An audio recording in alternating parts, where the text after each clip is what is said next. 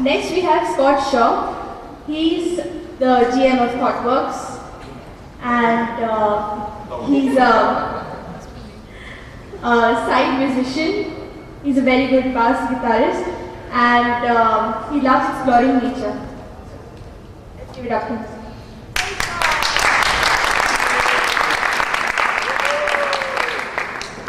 Okay, can you hear me? Yes.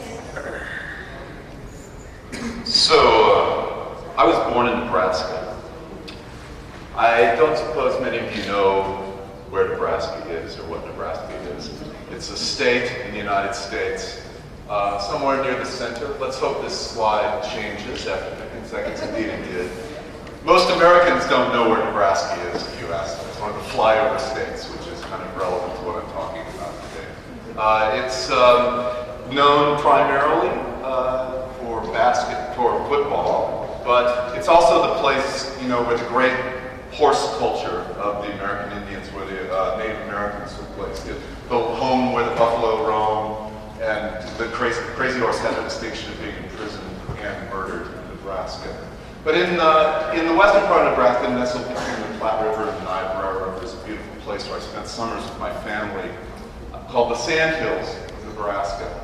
And in the Sand Hills, an amazing thing takes place every spring, and it's a gathering of cranes. These are called, because of the Sand Hills, these are called the Sand Hill Cranes.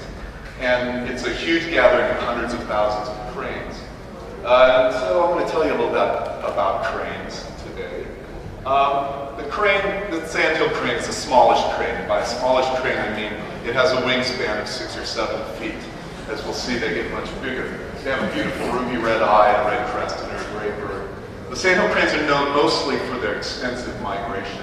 So they go from here somewhere down to Texas, all the way up to eastern Siberia and the Arctic Circle. The stopover in Nebraska is merely a staging for them. There's about 8,000 kilometers in each direction. It's the longest migration of any crane. In order to do this, they have to travel at great altitudes, 20,000, 30,000 feet. They breathe icy air while they're doing that, and they have a very long trachea that goes in a loop.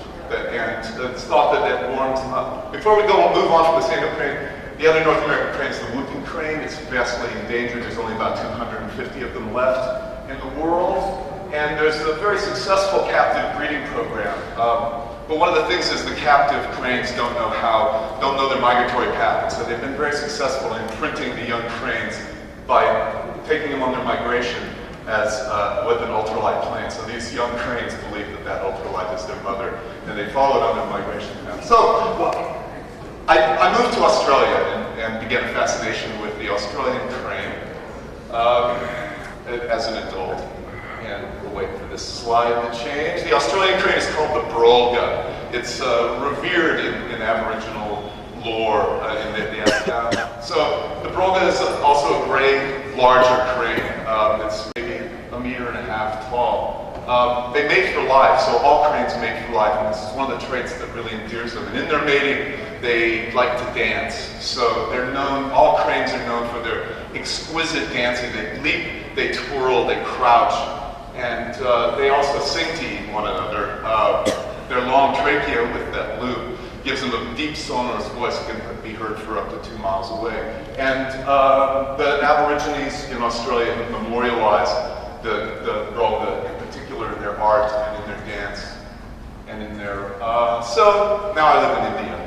India is home, I live in Pune, as you know.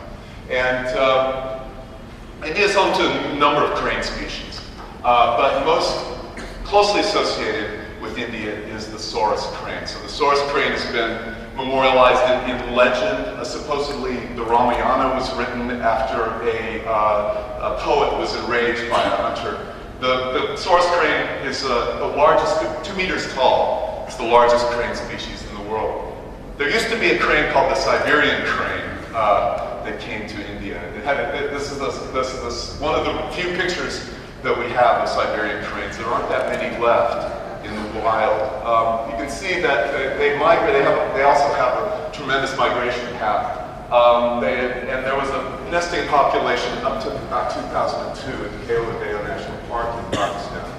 Unfortunately, unfortunately, they haven't been sighted since 2002, and it's thought that the Siberian cranes probably won't be coming back to India, which is a very sad fact. So there's a long history of association between human beings and cranes that inspired people with fidelity, good luck, longevity, many things. And if you would like to learn more about cranes, I would suggest this book by Peter Matheson, who's a bit of a hero of mine. He's written many novels and nature books and many things. And I would suggest that you visit this website, savingcranes.org, to learn more about it and preserve the habitat that's left.